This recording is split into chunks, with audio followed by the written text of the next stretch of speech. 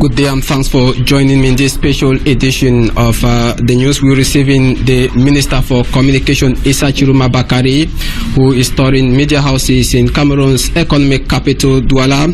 Mr. Minister, good day. My pleasure. The pleasure is ours receiving you.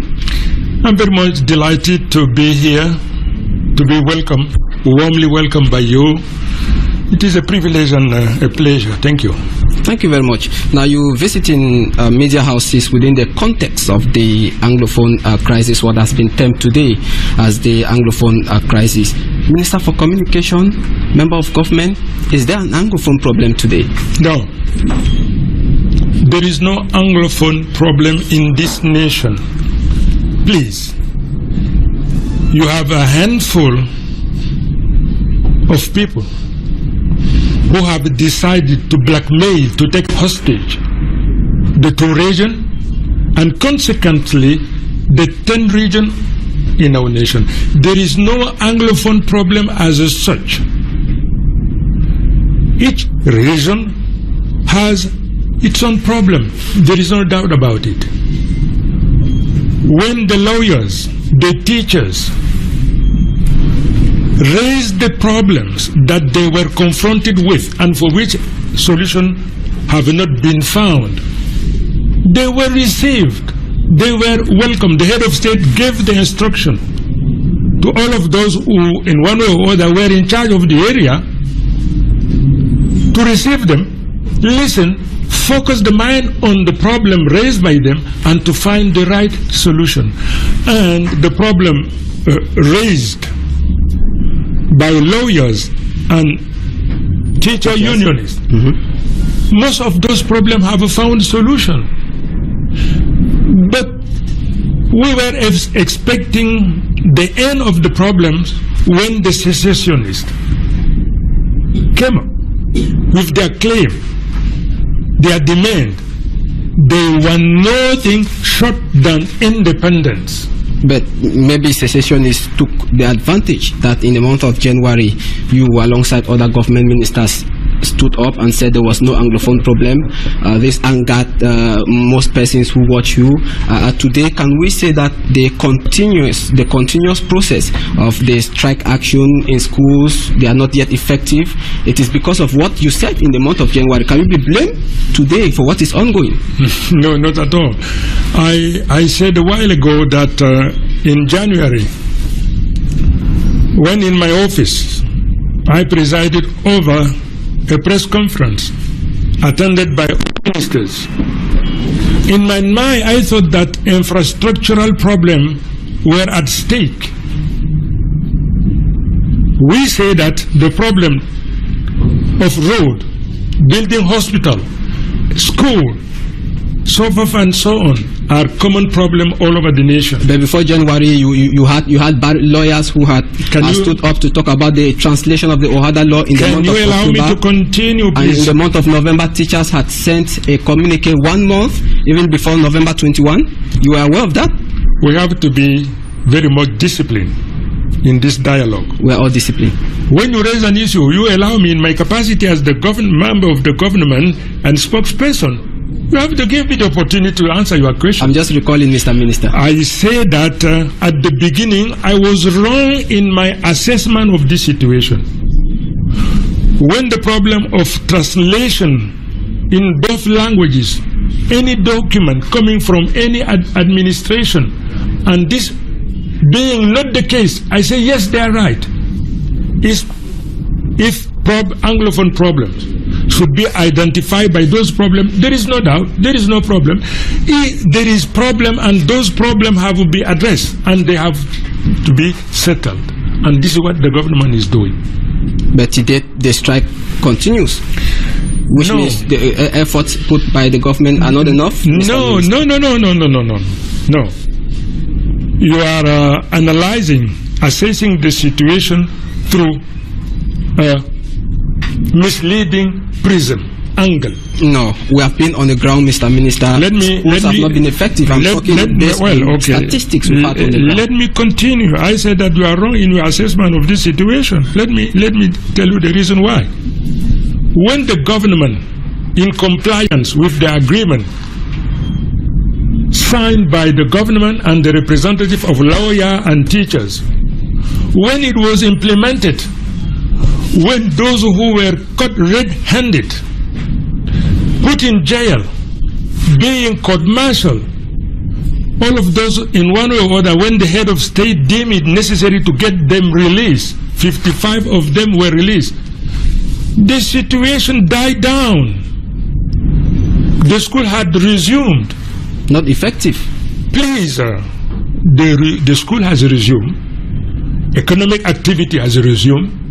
Day-to-day life of Cameroonians in those areas have resumed. But the secessionists, when they realized that their aura, their charisma was dying down, dwindling, when their mot de passe could no longer be heard and implemented by others, they resorted to violence. That's the reason why you are a parent. Are you saying that on the 22nd of September, almost the whole of Northwest and Southwest regions who came out as secessionists? No, not at all. Because most of them not were released Manchu BBC. Not at all. The perception of the order from the head of state Pobia to release everybody was not well taken and communicated by those in charge. Not at all. Please, refrain from amalgamation. The Anglophone are victim of this situation. You have a handful of people settled abroad who are dictating what is taking place under threat, because people have been taken hostages. Without threat, this situation would have disappeared completely out of our radar. We are convinced. They are threatening. They call MPs. This is, you cannot deny this. They call MPs, member of the parliament. If you don't resign, we are going to kill you, kill member of your family. You have proof that they called them? Yes. Yes. Yes. Most of them, at least one or two, they say that, well, one day, huge gathering, huge crowd, stood there to the house, found them with their family, and said that if you don't resign, you are going to face the consequences. And they were obliged to resign. So, under threat, it is possible to get what you want. But freely, it is impossible. Now, what happened with the other detainees, Anglophone detainees who are still in jail? The head of state, through the Secretary General, the President of the Republic, signed a release calling for the total release of everybody. What happened? Can you explain to Cameroonians and the families who are watching you now?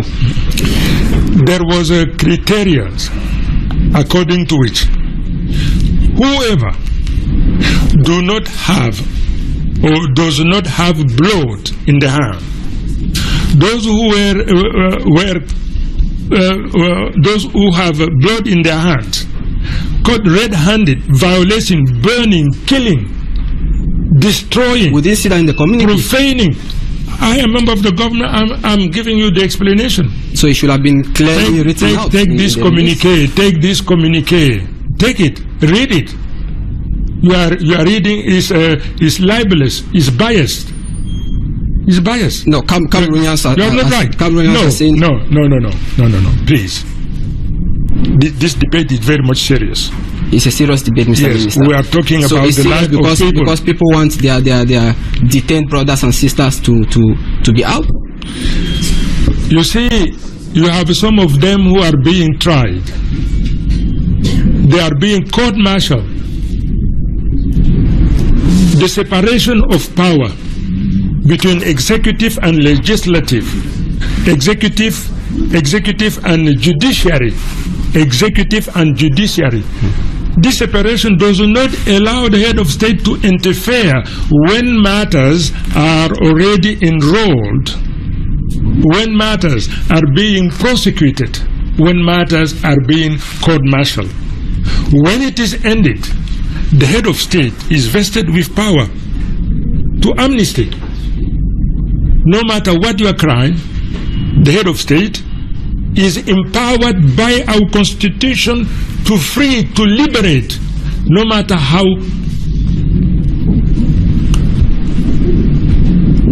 tough, no matter how bad Now the crime you have committed. Yes. The head of state has the power to liberate you, yes, if he deems it necessary to do it. Now, all of those who today are in jail, for sure, because they are being prosecuted, they are being court-martialed. Wait until it is over, and we are going to see what the head of state is going to do. I'm not authorized to tell you this is what is taking place. I'm here to enlighten you. I'm here to let you know that our brothers and sisters in the two regions are the victim. They are victims. They became the scapegoat by the secessionists. The 8 other regions in the nation are in solidarity. Give full and unshakable and unwavering support to our brothers and sisters of the two regions. Let us never amalgamate. What the secessionist wants is to say that no Anglophone, this is not Anglophone problem. This is, today we have a problem with secessionists, handful of people, and they are going to be defeated. The United Nations Secretary General, through the spokesman, signed a release calling on the government and the two communities to look into the root cause of this problem. To you today, what do you consider as the root cause of this problem? Are we going back to 1961? The problem, you see, the head of state and all of us here as a citizen, we are repository of a legacy handed over to us by the founding father of this nation. We have to be very vigilant, very mindful not to profane the legacy handed over to us by the founding father. In the process, as we are moving forward, in case there is a problem, no problem, it is possible always to look at it. What is wrong? How to handle? How to address it? So today we can still look at the form of the state. The form of after the a failure of the decentralization process since in 1996. Yes, no, please don't ask the nation to jump into the unknown without a security net. The Cameroonian, they know what they want, where they are going to, despite the fact that it is far from being perfect. I agree with you. What the government is doing is far from being perfect. But we say that day in, day out, those problems are going to be settled. They are going to find the right solution. I have no doubt whatsoever. But I keep always saying the same thing. Avoid amalgamation. The second aspect I would like to mention, all of us here, we are custodians of our common willingness to live together. Please, please, be the custodian, be the guardian of our common willingness to live together, the protection of our common, the physical integrity of our nation. Okay, as Communication Minister, are you aware that Barrister Akeremuna wrote to the United Nations talking of a genocide in the making? He cited some journalists at Vision Card who have been using hate speeches to talk of how they should arrest Anglophones. Are you aware of the situation? It is wrong. It is wrong. On behalf of the government, I strongly condemn whoever speak in such a way. Whoever. It is wrong. This is whoever. If ever it has taken place, we have to condemn it. We have to denounce it. We have to reject it. You agree with me? Same message is circulating in the internet. You have to drive out of our region all Francophone. All Francophone should be taken away. We must reject it. I can say it in the internet. And the message is the one of the secessionists. We have to condemn and we have to blame them for that. And if a Cameroonian speak in such a way, he is condemnable. We reject it in the government. We denounce it. It has to be made clear. Okay. Any special message before we go to the public, the Anglophones who are watching you? Will tomorrow, will they make hay while the sun shines? We are a great nation. We are a marvelous nation. We are a marvelous people. The protection of this nation is of our paramount importance. Our willingness to live together to move together, to build this nation, is sacred. We have to protect it. On behalf of the government, I say that all of us, we are Anglophone today. Because Anglophone, they are the first victim of this situation. Burning school, killing people, profaning our symbols, burning flag. It is wrong. We must never ever accept it. We have to condemn it. We have to fight it. But we must remain united. Cameroon is one of the privileged nations on earth for having the two official languages, French and English.